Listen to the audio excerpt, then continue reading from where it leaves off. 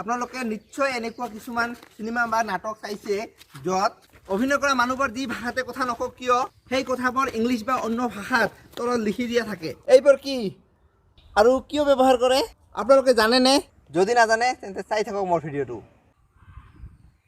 হাই friends, মই ইফতিকাৰ, আপোনালোকে চাই আছে মুনলাইট আছাম।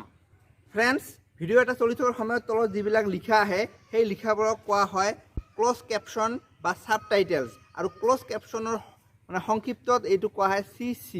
ফ্ৰেণ্ডছ, এই ছাব টাইটেলছবোৰ এই কাৰণত ব্যৱহাৰ কৰা হয় কাৰণ পৃথিৱীত বহুত ভাষাত বহুত মানুহে অভিনয় কৰে বা নাটক বনায় বা চিনেমা কৰে, কিন্তু এনেকুৱা হয় যে সকলো ভাষা সকলো মানুহে নাজানে। এনেকুৱা প্ৰব্লেম হয় যে এখন মুভি এখন ভাল হৈছে কিন্তু বহুত মানুহে এইটো দেখে কিন্তু ভাষাবিলাক বুজি নাপায়।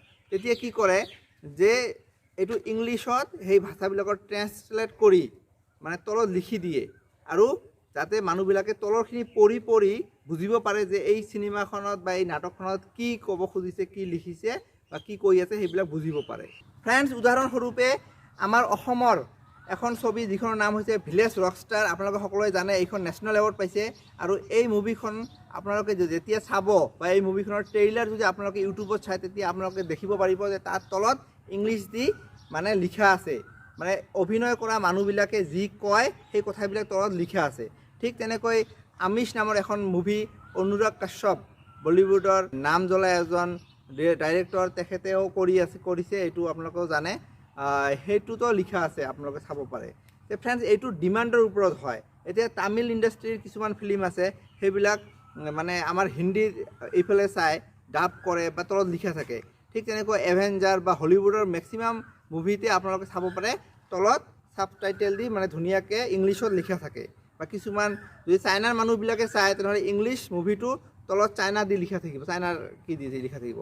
ফ্ৰেণ্ডছ, আমাৰ যিটো ভিলেজ ৰকষ্টাৰ মুভিখন যে ওলাইছিল সেইখনো মানে ডিমাণ্ডৰ ওপৰত, যদি এইখন ডিমাণ্ড জাৰ্মানত বেছি হয়, জাৰ্মানী বা ইটালীত বা চীনত বা ফ্ৰান্সত, য'তে নেদেখিব কিয় মানুহবিলাকে লেংগুৱেজটো চেঞ্জ কৰিব নোৱাৰিলেও ছাব টাইটেলটো চেঞ্জ কৰি দিয়ে।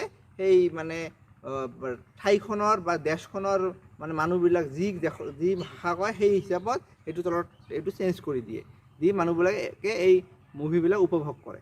ফ্ৰেণ্ডছ, ইংলিছ যিহেতু আমাৰ ইণ্টাৰনেশ্যনেল লেংগুৱেজ, সেইকাৰণে ছাব টাইটেলছটো ইংলিছত থকাটো বেষ্ট হয়, কাৰণ পৃথিৱীৰ মেক্সিমাম মানুহে ইংলিছ ভাষাটো ভালকৈ জানে আৰু বুজি পায়। ফ্ৰেণ্ডছ, ছাব টাইটেল থকা নাটকবোৰ বা মুভিবোৰ চালে আমাৰ নিশ্চয় ভাল লাগে, কিন্তু তাত কিছুমান অসুবিধাও আছে। কেনেকুৱা অসুবিধা? যে ফ্ৰেণ্ডছ, আমি মানে মুভিখন যেতিয়া মানে চাওঁ ছাব টাইটেল থকা, তেতিয়া আমি মানে ভালকৈ উপভোগ কৰিব নোৱাৰোঁ চিনেমাখন বা মুভিখন। কিয়?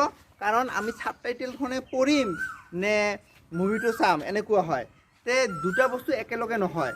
এতিয়া আমি যদি নেশ্যনেল টিভিত চাওঁ তেতিয়াতো আমি প'জ কৰিব নোৱাৰি, তেতিয়া কি হয় নন ষ্টপ গৈয়ে থাকে, আমি এইটো পৰতে মুভিখন আগবাঢ়ি গ'ল, তে এইটো প্ৰব্লেম হয়। এতিয়া যদি আমি মোবাইলত চাওঁ তেতিয়া আমি প'জ কৰি আমি চাব পাৰি যে এইটো লাইন কি ক'লে আমি পঢ়িব পাৰি, এইটোৱে কথা আৰু কি। যদি ছাব টাইটেল থকা মানে মুভি চাওঁ আমাৰ বেছি টাইম লাগে, মানে প'জ কৰিব লাগে, বাৰে চাব লাগে, পঢ়িব লাগে। কিন্তু আমি যেতিয়া এনে মুভি চাওঁ আমি ডাইৰেক্ট শুনো আৰু দেখোঁ, তেতিয়া আমাৰ একে সময়তে হৈ যায়। যদি 3 ঘণ্টাৰ মুভি চাওঁ 3 ঘণ্টাতে শেষ পায়, আৰু নহ'লে কি হয় ছাব টাইটেল থকা মুভি চালে আমাৰ মেক্সিমাম 4 ঘণ্টা লাগি যায়, মানে 3 ঘণ্টাৰ মুভি 4 ঘণ্টাত আমাৰ ফিনিছ কৰিব লাগে। অ'কে ফ্ৰেণ্ডছ, তো মোৰ ভিডিঅ'টোৰ শেষত মই এটা ভিডিঅ' দেখুৱাম আপোনালোকক, এটা সৰু মানে কনভাৰচেশ্যন, আৰু তাতে আপোনালোকে চাব পাৰিব ছাব টাইটেল কেনেকৈ বহায় বা কি কোনটো হয়, মানে সেইটো দেখাম, আপোনালোকে চাই থাকিব মোৰ ভিডিঅ'টো। তো মোৰ ভিডিঅ'টো কেনে লাগে জনাব, লাইক কৰিব, কমেণ্ট কৰিব, শ্বেয়াৰ কৰিব, আৰু ছাবস্ক্ৰাইব কৰিব নাপাহৰিব। Thank you viewers. হাই পপাই। হাই, ক'ত গৈ আছা? মই খেলিবলৈ গৈ আছো। ক'ত? স্কুলৰ খেলপথাৰত। ঠিক আছে, ময়ো যাম। তেনেহ'লে আহা। ৰ'বা, ময়ো আহি আছোঁ।